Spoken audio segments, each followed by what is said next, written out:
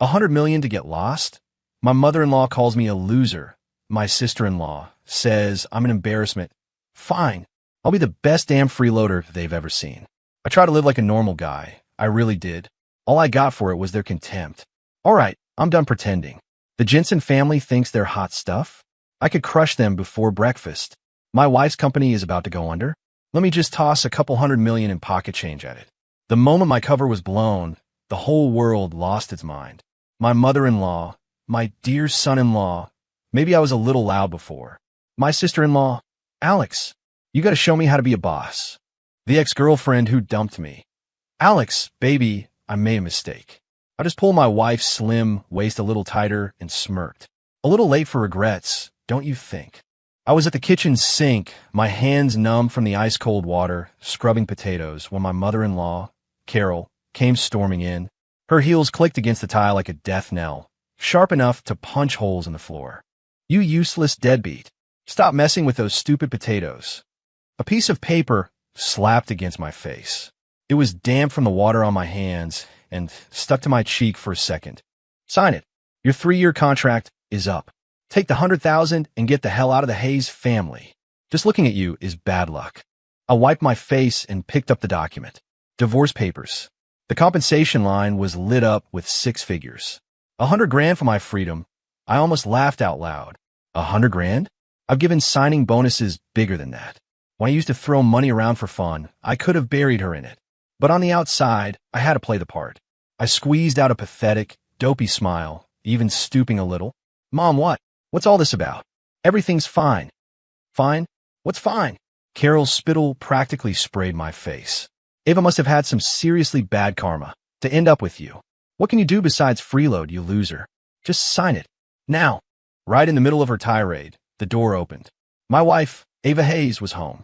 She was in a sharply tailored black pantsuit, her beautiful face cold enough to cause frostbite. The ruthless CEO the world saw. But today, she looked worse than usual. There was a bone-deep weariness in her eyes she couldn't hide, the kind of exhaustion you see on someone whose world is about to collapse. Carol's face changed in an instant. She scurried over to her daughter. Ava, perfect timing. Make this loser sign the papers. Ava didn't even look at her mom. Her gorgeous, ice-cold eyes locked onto me. Her voice as crisp and sharp as cracking ice. Alex. Yeah, honey. What's up? I answered immediately. She took a deep breath, like she was steeling herself. You've seen the agreement. If you sign it and walk away for good, on top of the 100,000 my mom mentioned, I'll personally give you an additional. She paused, and a number left her perfect lips that made even my eyebrows twitch. $10 million. The kitchen went dead silent. Carol's eyes were wide as dinner plates. She probably never imagined her daughter would be willing to drop that kind of cash. 10 million? A severance package. Something clicked in my head. This wasn't right. Ava despised me. Sure, but she wasn't an idiot with money. To be in such a rush to throw a fortune at me just to make me disappear. Her company had to be in serious trouble. The kind of trouble that was driving her to the brink of insanity. I tapped my finger on the papers, then looked up, plastering on the standard issue goofy smile of a professional loser. Mom, Ava, this number. Are you sure you didn't miss a zero? It looks kind of weird. Carol nearly had a stroke. You money-grubbing parasite. Have you lost your mind? 10 million isn't enough for you. Ava's brow furrowed, the disgust in her eyes deepening. She probably thought I was a lost cause, human garbage. I ignored my mother-in-law's screeching and fixed my gaze on Ava, letting the dumb smile fade. My voice was even casual. Is the company in trouble? Just that one question. The kitchen, which had been a war zone a second ago, fell into a deep, unnerving silence. Carol's mouth was hanging open, the next insult stuck in her throat. Ava's head snapped up. In her beautiful eyes, for just a split second, there was a flash of pure, unadulterated shock and panic. It was only for a second, but I saw it. She was terrified. I knew I was right. Bingo. The next moment, Carol reacted like a cat whose tail had been stomped on, lunging at me. Trouble with your mom. It's none of your damn business. How dare you jinx our company, you curse. Sign it. Sign the papers right now and get out. She snatched the agreement from my hand and threw it at me again. I didn't flinch. The edge of the paper scraped my chin. It stung a little. Looking at my furious mother-in-law and my wife's suddenly panicked expression, I chuckled to myself. Get out. Things were just starting to get interesting. The awkward tension in the house hadn't even had a chance to dissipate when the doorbell rang. Carol ran to get it, her face transforming into a smile as fake as a $3 bill. Oh, Kyle, darling. Come in. You shouldn't have, really. I craned my neck to see. Well, look at that. It was Kyle Jensen, dressed to the nines like a peacock in mating season. His hair was so gel the fly would slip and break a leg, and he was carrying several bags from high-end boutiques. This clown was my #1 rival for Ava's affection, not that he had a chance. He'd been chasing her for years, throwing his family's money around like it was confetti. You're too kind, Carol. Just a little something for you and Ava, to help you de-stress. Kyle's voice was so slick you could fry an egg on it. His eyes slid right past me, latching onto Ava as she came downstairs. Kyle, what are you doing here? Ava frowned, though her tone was polite enough. She was so stressed out, she probably didn't have the energy to deal with him.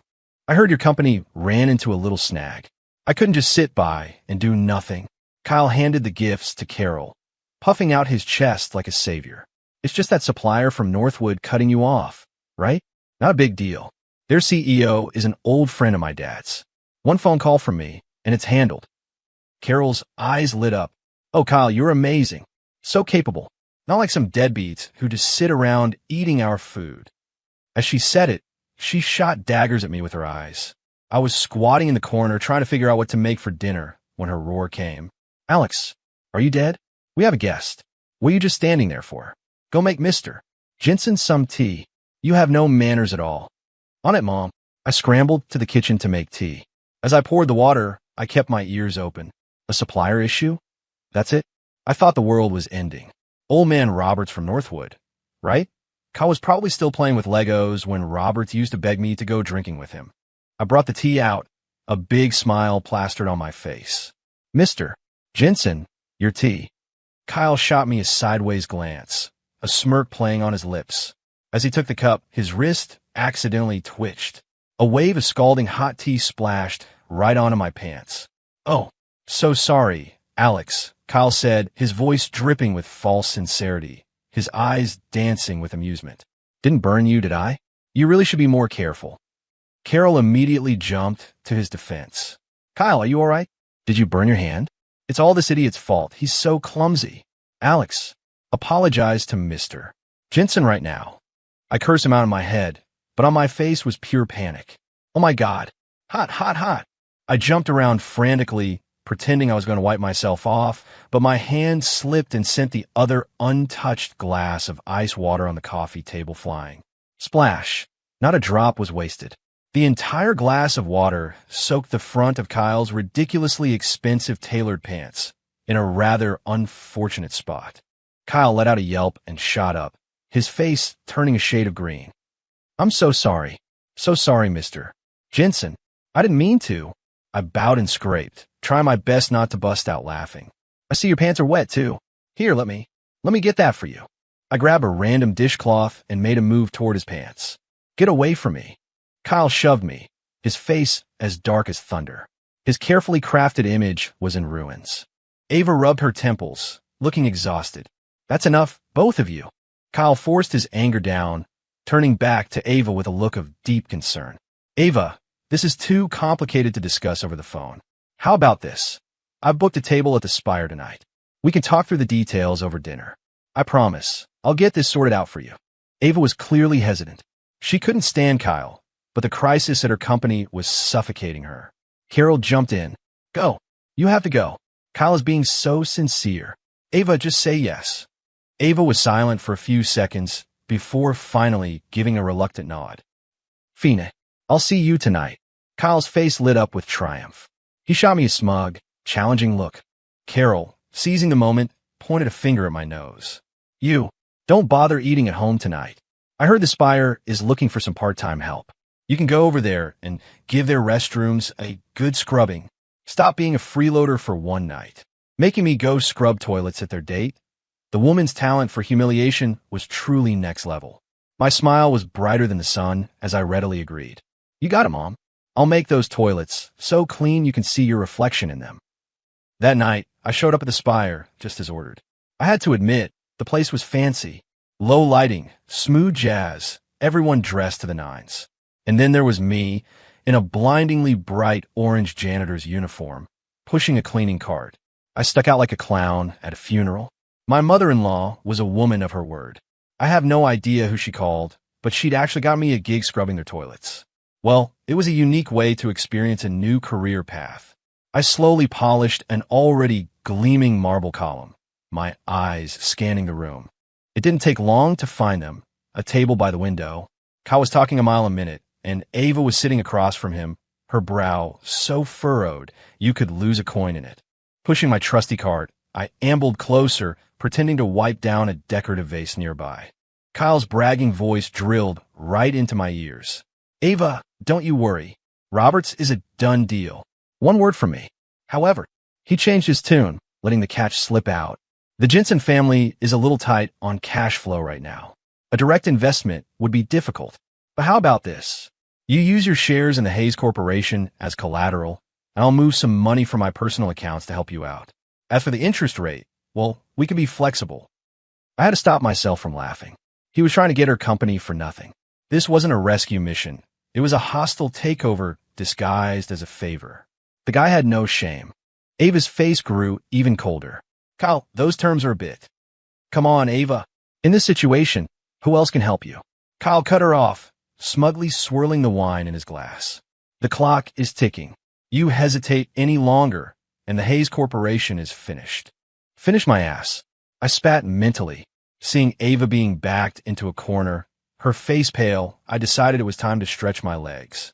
Pushing my cart and humming a little tune, my wheel accidentally caught the edge of the carpet. With a loud whoa, I stumbled and crashed right into a waiter carrying a tray of red wine. The waiter yelped, and his tray went flying. Several glasses of expensive red wine soared through the air and landed, with artistic precision, all over Kyle's pristine white suit. The splash pattern was so even, it looked like a custom tie-dye job. Damn it, my Armani. Kyle shot up like he'd been electrocuted, his face twisted in fury. The scene devolved into chaos. The waiter was on the verge of tears, apologizing profusely. Kyle was seeing red. Even Ava stood up, startled. I'm so sorry, so sorry. The floor's so slippery. I lost my balance. I frantically pulled out a rag and started dabbing at Kyle's suit. Mr. Jensen, let me get that for you. Get off me. Don't touch me with that filthy rag. Kyle shoved me away, practically hyperventilating. Amidst the chaos, with everyone's attention on Kyle's new wine-colored suit, I pretended to steady myself against their table. My hand accidentally brushed against Ava's phone, which was sitting on the edge. In that split second, a tiny, folded piece of paper slid from between my fingers and tucked itself perfectly into the small gap behind her phone case. Mission accomplished. I went back to bowing and apologizing to Kyle until the restaurant manager came and dragged me away, yelling at me the whole time. I'm just a clumsy janitor, after all. Ava looked from the enraged Kyle to me, being berated by the manager with a terrified look on my face. She subconsciously reached for her phone. The little piece of paper fell out. She paused, picked it up with a confused look, and unfolded it. On it was a single name, Arthur Vance, and a phone number. That was the real power behind the Northwood Supplier Group. Old Man Roberts' uncle, a reclusive titan of industry who held all the real power. The Roberts that Kyle knew wouldn't dare breathe wrong in this man's presence.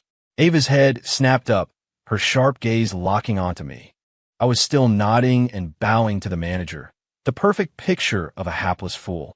It all looked like a complete accident. She looked down at the note, then back at me, her beautiful eyes filled with a profound, swirling confusion. This loser, how could he possibly know that name? Ava got home late that night. She looked strange. Every time she glanced at me, her eyes would dart away. I was in the living room, munching on an apple, when she finally walked over, her voice low. Alex, that note at the restaurant. Where did you get it? I blinked, my face a mask of innocence. What note? Honey, I turn everything I find when I'm cleaning. Did someone drop a tip? She stared at me for a few seconds, searching my face for any crack in the facade, but eventually just shook her head with a frown. It's nothing. The next day, probably figuring she had nothing to lose, she called the number. To her shock, the old man on the other end was surprisingly friendly. He heard she was Daniel Hayes' sister. Yep, my old army buddy's name still carried weight. Without a second thought, Arthur Vance not only agreed to resume the supply line, but offered her a long-term contract at a rate well below market value. When Ava hung up the phone, she was in a complete daze, staring at her phone like it was haunted. The crisis that had been torturing her for weeks was just gone. Sitting in her office, she couldn't stop the image of me clumsily knocking over the waiter from flashing through her mind. And that note, appearing out of nowhere, it was too much of a coincidence. It was absurd. Impossible. She shook her head, trying to banish the ridiculous thought. I must be overthinking it. How could he possibly know someone like Arthur Vance? It must have been Kyle's connection that indirectly helped, or maybe it was just luck. Yes, that was it. It had to be luck. She forced herself to believe it. When she got home that evening, Carol had already heard the good news and was beaming. See, I told you Kyle was incredible. One phone call, and he fixed everything. He's a godsend to this family. She conveniently forgot about the note and gave Kyle all the credit. Ava opened her mouth to say something, but then her eyes fell on me, mopping the floor in the corner, and she swallowed her words. She couldn't explain it either. Just then, Kyle called, his voice oozing with self-satisfaction. Ava, how about that? See? Roberts gave me face. I'm glad it's all resolved. How about we go out and celebrate tonight? Ava's tone was complicated, but she was still polite. Thank you, Kyle, but maybe next time. She couldn't bring herself to steal the credit, but she didn't deny it either. Carol snatched the phone. Kyle, honey, thank you so much.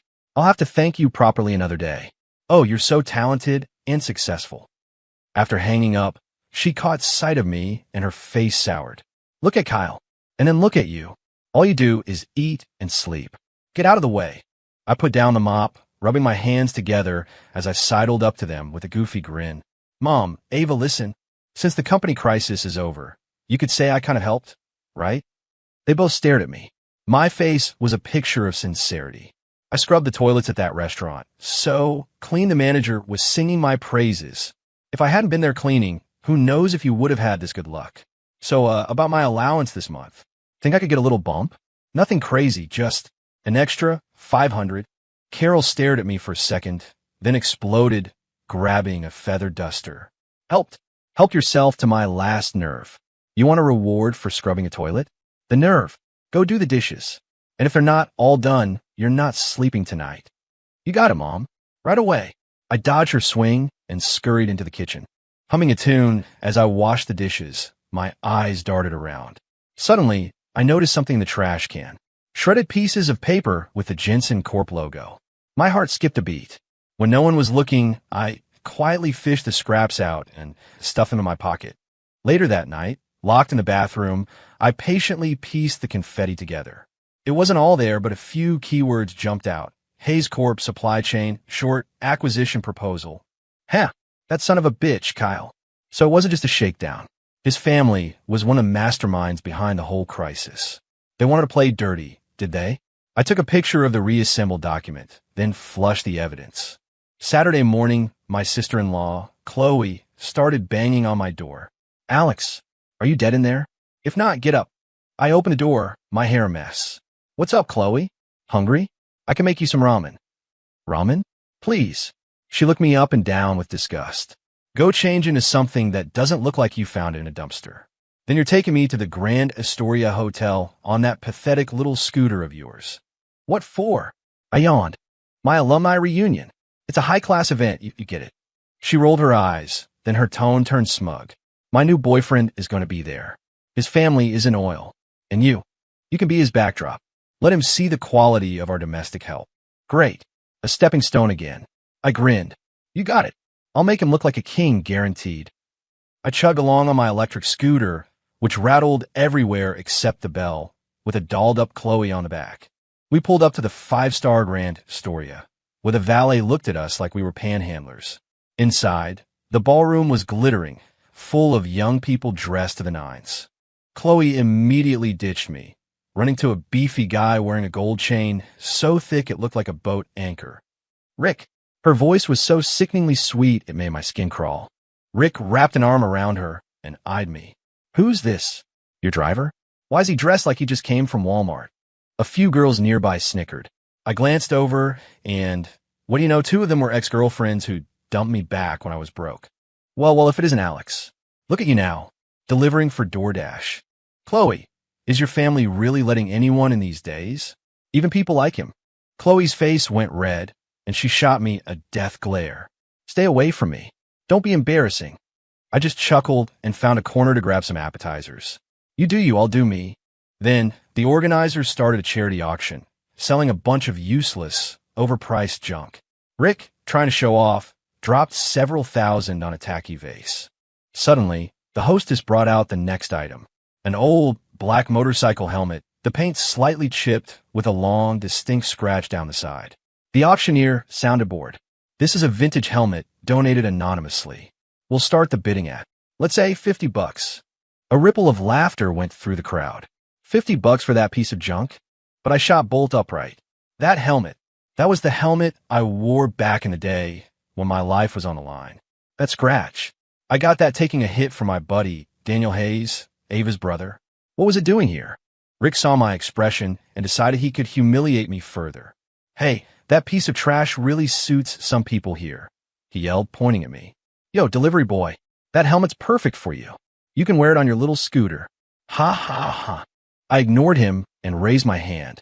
50. Rick laughed even harder. You really want it? Broke ass. I'll bet 100, just so you can't have it. 200. My voice was a little colder. 500. Rick countered. 1,000. 2,000. He was just trying to screw with me now, and the crowd was eating it up. The price, thanks to this idiot, climbed all the way to $30,000. 30 grand for an old helmet. The entire room thought we were both insane. Rick looked at me smugly. What's the matter, broke ass? Can't keep up? Why don't you get on your knees and beg, and maybe I'll buy it for you as a gift. Chloe and her friends were howling with laughter. I looked at him, and suddenly I smiled. Slowly, I pulled out my ancient, beat-up Blackburner phone from my pocket. As everyone watched, confused, I calmly dialed the number and put it on speaker. The phone rang for a while before a groggy, middle-aged voice answered, sounding annoyed. Yeah, who is this? It's early. I held the phone up, my voice as casual as if I were ordering a pizza. Sal, move some cash for me. I'm buying something. The moment I said move some cash, the entire ballroom fell silent. You could have heard a pin drop.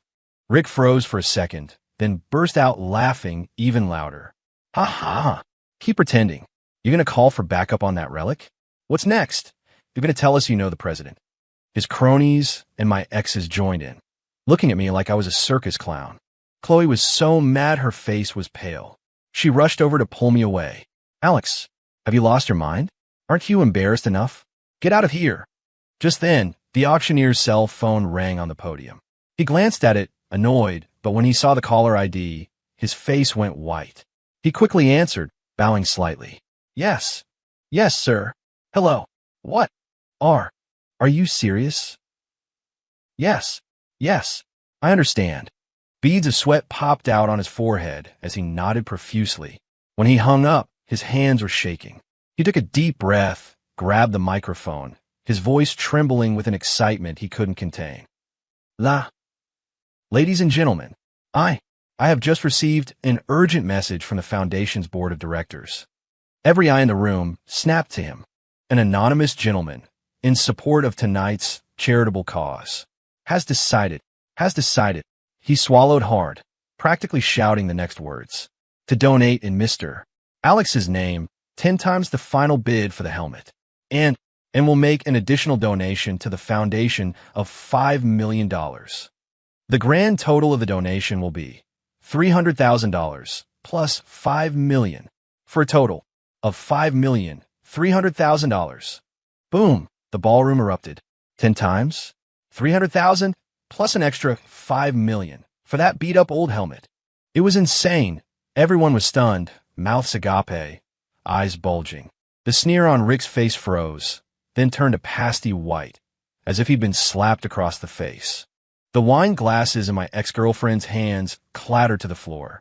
Into the dead silence, the tinny speaker of my old phone crackled to life with Sal's sleepy, unhurried voice. All set, boss.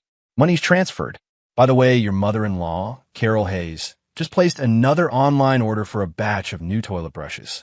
The concierge service is asking if you'd prefer the 24-karat gold-plated model or the one encrusted with diamonds. She seems to have clicked on the most expensive filter. Puffed. Someone in the back couldn't hold it in and burst out laughing. I walked up to the stage, picked up the helmet, and cradled it carefully in my arms. Then I turned to the ashen-faced Rick and the rest of the petrified alumni and offered them a standard, friendly smile. Some things are priceless. This helmet is worth it. I walked over to the completely shell-shocked Chloe, who was staring into space, and patted her on the shoulder. Let's go, Chloe. Your sister's probably waiting. And with that, holding my old helmet, I strolled out of the ballroom, leaving behind a wake of silence and 1,000 shocked, confused, and utterly bewildered stares. Chloe followed me like a robot, not saying a word, not insulting me once. She looked at me like she was seeing me for the very first time. I didn't have to look back to know that the scene I'd left behind would be the talk of their social circle for the next year. Man, that reunion was totally worth it. News travels fast, probably faster than my little scooter. By the time I got a still-dazed Chloe back to the house, the atmosphere at the front door felt different. The dust from the alumni event hadn't even settled when the Hayes family matriarch called an emergency meeting. The setup looked like a Supreme Court hearing. The living room was packed, and everyone looked grim. The matriarch sat at the head of the table, thumping her cane on the floor. The Eastgate Development Project is this family's chance to get back on top. Her voice was raspy, but carried immense weight. But the initial investment is massive. We have a funding gap of at least $20 million. Who has a solution? The room was silent. 20 million? Might as well rob a bank. A cough came from the corner, and Kyle Jensen stood up, looking slick. Grandma Hayes, the Jensen family might be able to help. Carol's eyes lit up. Oh, Kyle, you're a lifesaver. Kyle shot a smug look at a pale Ava and continued. However, 20 million is no small sum. We can invest 15 million on one condition. The Jensen family gets a controlling interest in the project. 51%. That was highway robbery. The other relatives muttered amongst themselves, but no one dared to speak up. Just then, a smarmy executive named Zhao, who'd always had it out for Ava, stood up. With all due respect, matriarch, this project never should have been given to Ava in the first place. A woman can only handle so much. Look at the mess she's made. I propose we replace her immediately. A few jealous uncles chimed in. He's right. Replace her. She needs to give up her management role. Ava was shaking with anger, biting her lip. Mr. Zhao. The project was proceeding perfectly under my direction. The funding issue was an unforeseen circumstance. An unforeseen circumstance is a failure of leadership. Zhao shot back. Carol was wringing her hands. Seeing me standing nearby with a tray of water, she unleashed her frustration on me. This is all your fault, you curse. Ever since you married into this family, it's been one disaster after another. And you just stand there? Go pour Mr. Jensen some tea and apologize for embarrassing his family at that reunion. Me? How was that my fault? Kyle snorted, tilting his head back to look down his nose at me, waiting to be served. All eyes in the room turned to me, some mocking, some contemptuous, all of them waiting for the show. I looked down at the teapot in my hands and smiled. All right, tea, it is. I poured a cup of steaming hot tea, carried it respectfully over to Kyle, bowed low, and said with utmost sincerity, Mr. Jensen, I'm so sorry. It was my fault. Please forgive me. He smugly reached for the cup. The second his fingers touched it, my wrist gave an unfortunate twitch. A scream worthy of a slaughterhouse echoed through the room. Scalding tea splashed all over Kyle's hand. He leaped out of his chair, shaking his hand wildly, his face contorted in pain. I'm so sorry, Mr. Jensen. I slipped. Are you okay? I rushed forward to help, managing to slosh the rest of the teapot's contents in his direction. Kyle looked like he wanted to kill me, but couldn't completely lose his cool in front of the matriarch. He just stood there, his face purple with rage, hissing through his teeth. You did that on purpose. I wore a mask of pure, innocent panic. Inside, I was dying of laughter. At the same time, my thumb, hidden in my pocket, discreetly pressed a button on my phone, starting a secret audio recording. The phone's microphone was pointed right at Zhao and Kyle. In the chaos, no one noticed my little maneuver. The matriarch slammed her cane down. Enough. This is a disgrace. She looked at Ava, her voice cold as ice. Ava, this is your project. Do you accept Kyle's terms? If not, how will you solve the funding gap? 1 week. I'm giving you 1 week. If you can't fix this, you can step down as CEO, and the project will go to someone else. 1 week. For $20 million. This was a coup. All our relatives were practically drooling, waiting for Ava to fail. Ava's face was chalk white, her body trembling slightly. She glanced at the predatory looks of Kyle and Zhao, then at me, standing nearby with a look of concern on my face. I was trying not to laugh. Finally, she bit her lip, squared her shoulders, and stood tall. Fine. 1 week. Within 1 week, I will secure the funding. If I can't, I'll resign myself. The room was silent for a beat, then erupted in open ridicule. Ha ha ha ha. 20 million? In a week? Ava, are you crazy? She's bluffing. Kyle clutched his red hand, a sinister smile on his face. Ava, why be so stubborn? It's not too late to accept my offer. Ava's fists were clenched so tight her knuckles were white. She just held her head high. I didn't say a word. I just quietly saved the recording I just made, the one where Zhao whispered to Kyle, "Don't worry, she'll never get the money. The company will be ours." The air at home was thick enough to cut with a knife. Ava was collapsed on the sofa, her face ashen, staring blankly at the ceiling. $20 million. 1 week. It was an impossible task. She knew her family was just waiting for her to crash and burn so they could kick her out of the company. Carol was pacing, muttering to herself, "It's over, it's all over. Why did you have to be so proud? Promising to do it in a week. Now you're going to lose your job. My life is ruined. It's all his fault, that damn Jinx." And with that, her glare landed on me. I quietly went to the kitchen, warmed up a glass of milk, and brought it to Ava. "Honey, drink this. It'll help." Ava didn't take it, didn't even look at me. Her voice was tired and hopeless. "Leave me alone." Carol exploded. She slapped the glass out of my hand, and it shattered on the floor, milk splashing everywhere. "Get out. This is all your fault. And you have the nerve to pretend you care? If you weren't so completely useless, would Ava be bullied like this? You're a curse. A plague." I looked at the mess on the floor, sighed, and got a cloth to clean it up. When I was done, I stood up and looked at the two of them, still on the verge of a breakdown. I cleared my throat. "So, 20 million, right?" I scratched my head. Maybe I could get a shot." The room went silent. Carol looked at me like I'd just told the funniest joke in the world. "You? Get a shot? Alex, did you hit your head? 20 million. Not $200. What are you going to do? Rob a bank? All you do is talk big, you useless loser." Ava finally turned to look at me, her expression a mix of exhaustion and the look you give a crazy person. "Alex, I'm not in the mood for jokes right now." "I'm not joking." My usual goofy grin was gone. I held up 3 fingers, my expression serious. 3 days. Give me 3 days. The money will be there. Huh, 3 days. Carol was so mad, she started to laugh. "Talk is cheap, isn't it? Why don't you just say you can pull it out of a hat right now?" "There are conditions, of course," I said, looking at Carol. "Mom, if I do it from now on, you have to call me by my name, Alex. No more loser or Jinx." Then I turned to Ava, a playful smirk on my lips. "And you, my dear wife, if I pull this off, you have to honor the bet. You have to go on a real date with me. Just the two of us. Dinner, a movie, the whole 9 yards." Carol completely lost it, grabbing the feathered duster again. "How dare you? Making demands. A date? I'll give you a date with this duster." But Ava stopped her. She stared into my eyes, searching for any hint that I was kidding. All she found was a strange, unshakable confidence. Seeing that kind of confidence on the face of a man who spent his days cooking, cleaning, and taking their abuse was jarring, completely absurd. She remembered the note at the restaurant. She remembered the insane $5 million donation at the reunion. Even though she had managed to rationalize each event, too many coincidences were starting to feel spooky. After a long silence, the only sound in the room was Carol's heavy breathing. Ava finally spoke, her voice laced with uncertainty and a sliver of hope she couldn't explain. "Alex, how? How are you going to do it?" "I had to make good on my promise. even if it killed me. Not that I was worried.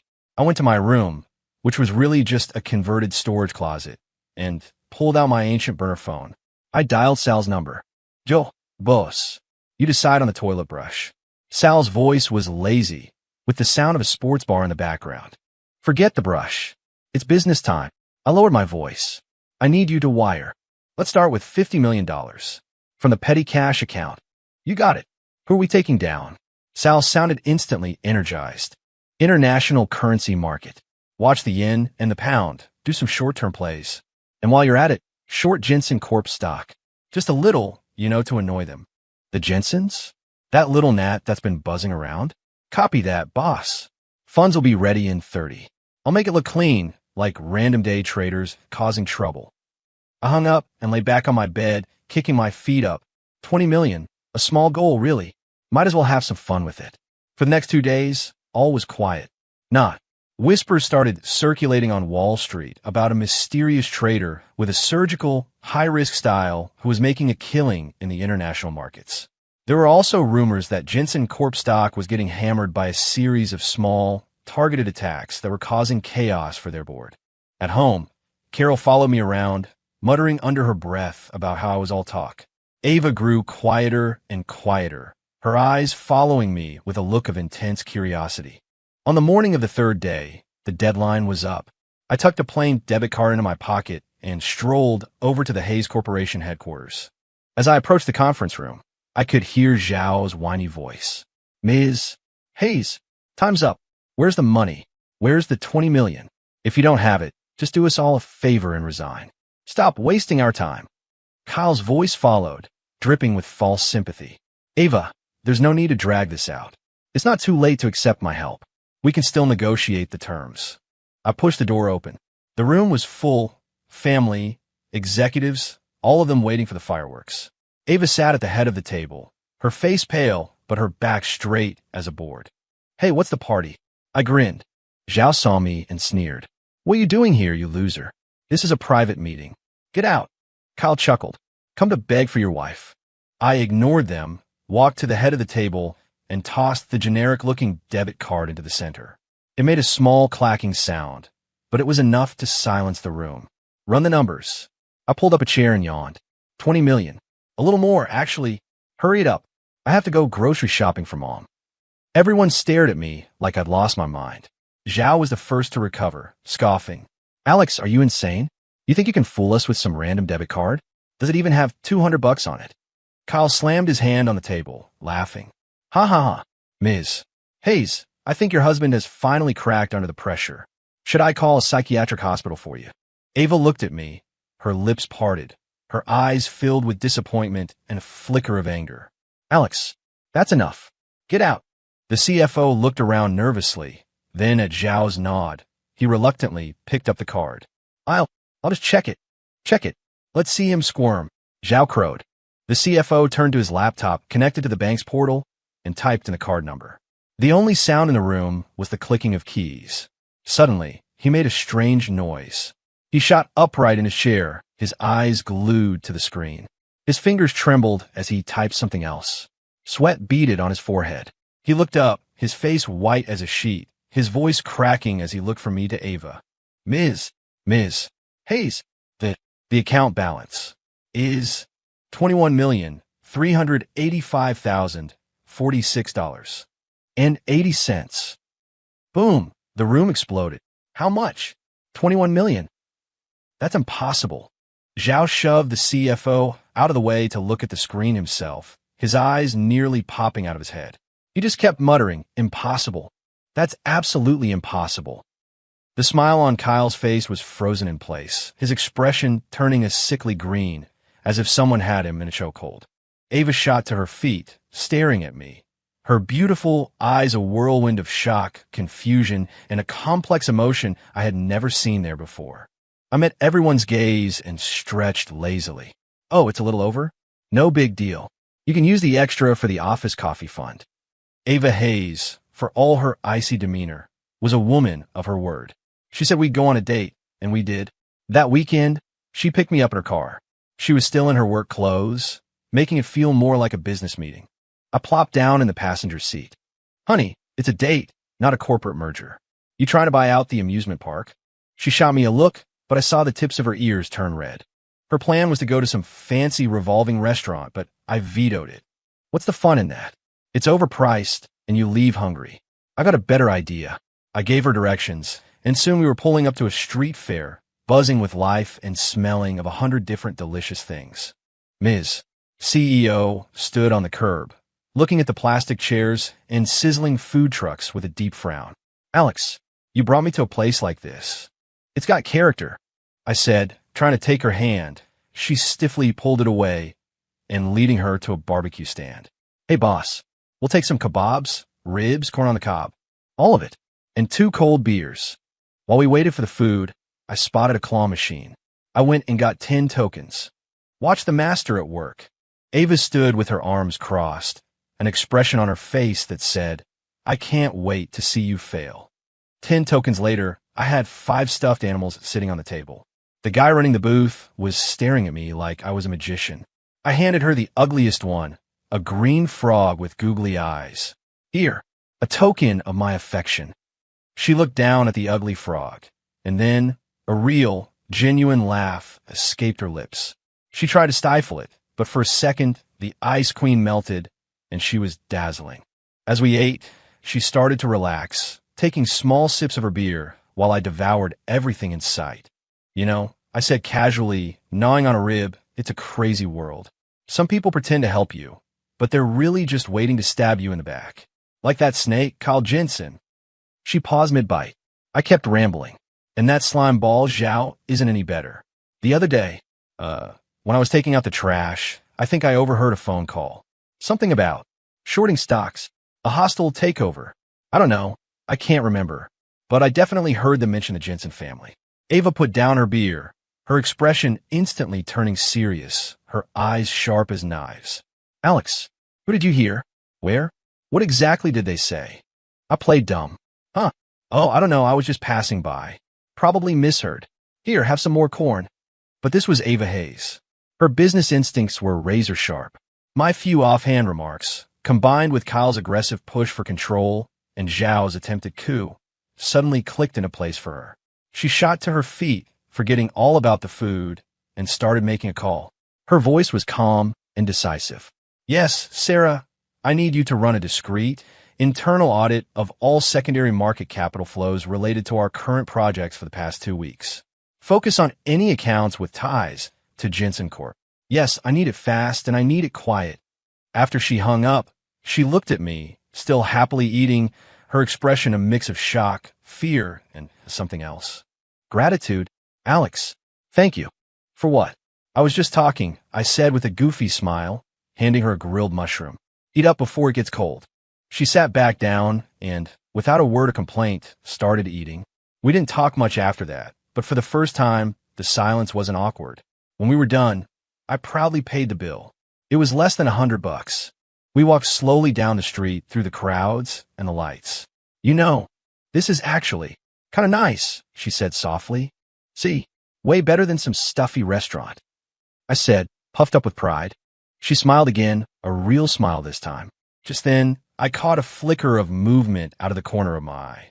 Across the street, in a dark alleyway, a figure quickly pulled back, but not before I saw the glint of a camera lens. Well, we had a tail. I kept my expression neutral and continued joking with her, but inside I was sneering. Go ahead, take all the pictures you want. They'll make great evidence. Ava moved with terrifying speed. With my little hint as a starting point, her team of elite lawyers and accountants worked around the clock. Following the trail of short sales and suspicious capital flows, they quickly uncovered the entire conspiracy. The next evening, she burst into my room, her face flushed with anger, clutching a stack of papers. Alex, they're despicable. She slammed the papers on my desk. Kyle and Zhao were working together. They used inside information to short our stock and planned to swallow the project whole. It's all here in black and white. I glanced at the papers. It was a solid case. Bank transfers, email chains, even a grainy audio recording she must have acquired somehow. Standard operating procedure. I mumbled through a mouthful of apple. She ignored me, gritting her teeth. I'm taking this to my grandmother and the board right now. What's the rush? I stopped her. This is enough to embarrass them, but it won't destroy them. If you're going to strike a snake, you aim for the head. She stared at me. What else do you know? I gave her a mysterious smile, pulled out my burner phone, and stepped out onto the balcony. Sal, I need you to dig up all the Jensen family's dirty laundry. Tax evasion, illegal assets, all of Kyle's father's shady deals. Yeah, all of it. I want ironclad proof, a full dossier. And while you're at it, find a way to make their lives difficult, starting now. I could hear Sal's grin over the phone. Consider done. I hear that shipment of seafood they have at the docks might have some irregularities. Should I have a friend at customs take a closer look? You know what to do, I said and hung up. Ava was staring at me like I was an alien. Oh, who are you talking to? Just a friend, I said. He's in sales. Knows a lot of people. Apparently, Kyle and Zhao got wind that we were onto them because they got desperate. 2 days later, Ava was driving home late from the office. On a quiet stretch of road, 2 black sedans swerved and boxed her in. Several masked men jumped out and started trying to pry open her car doors. Ava was terrified, her face pale as she frantically hit the locks. Just as one of them was about to smash her window, a half a brick came flying out of a nearby construction site and connected squarely with the back of his head. Oof! The guy went down hard. The others froze. Who was that? Just then, an old man in shabby clothes, me, in a very smelly disguise, came bursting out of an alley, pushing a shopping cart full of cans. He tripped, and the cart tipped over, sending a cascade of sticky, half-empty soda cans and other garbage spilling all over the thugs. Ugh, what the hell is this? You're dead, old man. The thugs, now covered in garbage, turned on me. I stumbled back in terror, my hand reaching into my cart and pulling out a bottle of homemade pepper spray, brewed with ghost peppers.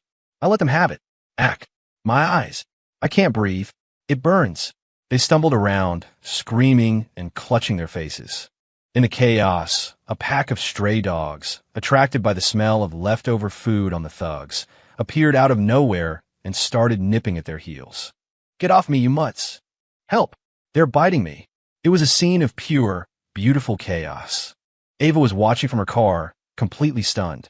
I took the opportunity to run to her window and knock. Honey, you okay? These guys have no respect. Littering, bullying animals. I had to do something. Ava, still in shock, looked from me to the thugs being chased by dogs, her expression one of utter disbelief. The sound of sirens grew closer. The thugs panicked, scrambled back into their cars, and sped off. I opened her door. She got out, her legs still shaky, and stared at me, her lips trembling. Alex, you. I put a steadying hand on her arm, my playful demeanor gone. I looked in the direction the thugs had fled, and my eyes grew cold. It's time to end this. The matriarch's birthday gala, which doubled as a celebration for the project's success, was an extravagant affair. Crystal chandeliers cast a blinding light on a crowd of people in expensive clothes, all wearing fake smiles. The hypocrisy was suffocating. Kyle and his father were there, looking as smug as ever, as if the attempted kidnapping had never happened. Zhao followed them around like a puppy. Carol and Chloe were fawning over Kyle's father. Mr. Jensen, your presence here truly honors us. Kyle, holding a glass of champagne, strolled over to where Ava and I were standing. His eyes were venomous. Ava, don't think you're safe just because the project is funded. Things are never that simple. Ava was unusually calm. She just stared at him, saying nothing. After a few toasts, Kyle tapped his glass, getting everyone's attention. Grandma Hayes, everyone, he announced, then pointed a dramatic finger at me. I have to expose a conspiracy tonight. The funding for the Hayes project came from a questionable source. I have reason to believe that Ava and this deadbeat husband of hers colluded with outside forces, using illegal means to secure that money. That $20 million is dirty. Zhao immediately jumped in. He's right. I can vouch for that. They must have sold company secrets. The room erupted in gasps. Carol nearly fainted. Kyle, you can't just say things like that. The matriarch's face darkened. Ava, what is the meaning of this? Kyle looked at me, a triumphant smirk on his face.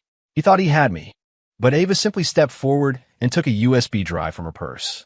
Grandma, members of the board, If you want to see who's really been colluding to damage this company, please direct your attention to the screen. The massive screen behind them lit up with all the evidence she had gathered. Emails between Kyle and Zhao, bank records, stock shorting logs. It was all there, undeniable. The color drained from Kyle's and Zhao's faces. That's all fake, Kyle shrieked. Fake, Ava said with a cold smile. Should I call the bank managers and brokers to confirm? Just then, the grand ballroom doors burst open. A man in a sharp black suit, Sal, looking surprisingly clean, walked in flanked by several serious-looking individuals with federal ID badges clipped to their lapels. A few intimidating men in dark suits brought up the rear. Mr. Jensen, Mr. Zhao, Sal said with a polite but chilling smile, holding up a stack of official-looking documents. An investigation has found that Jensen Corp is involved in significant tax evasion, illegal international fund transfers, and securities fraud. This is a warrant to freeze your assets and a summons for questioning. Please come with us. He then turned to Zhao. And you, sir, are being investigated for corporate espionage and embezzlement. You need to come along as well. Kyle's father's legs gave out, and he collapsed onto the floor. Kyle's face was a deathly white, his eyes bloodshot. He whipped around and pointed at me, his voice cracking. It was you. You did all of this. Who the hell are you? Every single person in that room turned to look at me. I slowly straightened the collar of my faded t-shirt, took a step forward, and looked at the broken man before me. I gave him a small, simple smile. Me? I'm Ava Hayes' husband, Alex. My voice was quiet, but it landed like a slap across Kyle's face. Sal's people didn't waste any time. They hauled away the catatonic Kyle, Zhao, and Kyle's father. The ballroom was dead silent. Carol and Chloe were staring, their mouths hanging open, their eyes wide as they looked from me to the departing procession. Their entire world had just been shattered. The matriarch leaned on her cane, gave me a long, hard look, and then let out a slow sigh, saying nothing. I took Ava's hand. She was still in a daze. Come on, honey. Let's go home. The food here sucks compared to the street fare. With the Jensens out of the picture and Zhao in jail, the crisis was over. The Hayes Corporation, with Ava at the helm, was more successful than ever. And the atmosphere at home, well, it got weird. Carol, who used to look at me like I was something she'd scraped off her shoe, now smiled whenever she saw me. It was a stiff, unnatural, terrifying smile. Alex? What would you like for lunch? I can go to the store. She'd ask, wringing her hands, the word mom tripping awkwardly off her tongue when she referred to herself. Whatever you want is fine, Mom, I'd say from the couch, not looking up from the TV. Okay, great, she'd say, relieved, practically tripping over her own feet to get to the kitchen. Chloe was even worse. She'd become my personal hype man. Alex, I peeled an orange for you. Alex, are you playing that game? Let me buy you some upgrades. Alex, were you like a secret agent or something? You have to teach me your ways. I just shoo her away. Go to your homework. I'm not a secret agent. I'm a house husband. She'd just giggle, her eyes full of stars. And Ava, well, she finally stopped looking at me like I was a stranger. Her gaze was soft now, filled with curiosity and a new, gentle reliance. One night, as we were curled up on the couch, she rested her head on my shoulder and asked softly, Alex, who were you before all this? I pulled out my phone and showed her the old, worn picture I kept saved. It was of two young men in army fatigues, their arms slung around each other's shoulders, grinning from ear to ear. One was me. The other was her brother, Daniel. This, I said, pointing to Daniel, is my biggest secret. He saved my life. I promised him I'd look after you, protect you, make sure no one ever hurt you. Ava looked at the picture, and her eyes welled up. She traced her brother's face with her finger. She didn't ask any more questions. She just held onto my arm a little tighter and whispered, thank you. Life mostly went back to the way it was. I did the shopping, the cooking, the cleaning, but it was completely different. The butcher who used to ignore me now saved me the best cuts of meat. Alex, my man, got the prime rib right here for you. The security guard at our gate gave me a crisp salute. Mr. Hayes, have a good day, sir. My ex-girlfriends saw me from a block away and crossed the street. No one ever called me a loser again. One day, I was in the kitchen trying a new recipe when my old burner phone rang. Boss, Sal's voice boomed. That diamond-encrusted toilet brush you wanted. It just arrived from Switzerland. 108 flawless diamonds, hand-set by a master craftsman. It's blinding. Should I have it sent over? I nearly dropped my spatula. Send it back. Send it back right now, you idiot. What are you trying to do? Bankrupt me. You can't scrub a toilet with that thing. You'd scratch the porcelain. Oh, what about the solid gold one? No, I'm perfectly happy with the $9.99 special from Target. If you buy one more ridiculous thing, I'm docking your pay. I hung up, muttering to myself as I went back to cooking. Ava came up behind me and wrapped her arms around my waist, her voice full of laughter. Who was that? Sending you more strange gifts? Nobody. Just an idiot. I said, plating the food. Dinner's ready. I made your favorite sweet and sour pork. Life, I decided, was better when it was simple. Of course, it would be even better if my mother-in-law would stop secretly buying me those light-up trophies that said world's greatest son-in-law. Man, my life is so hard. End.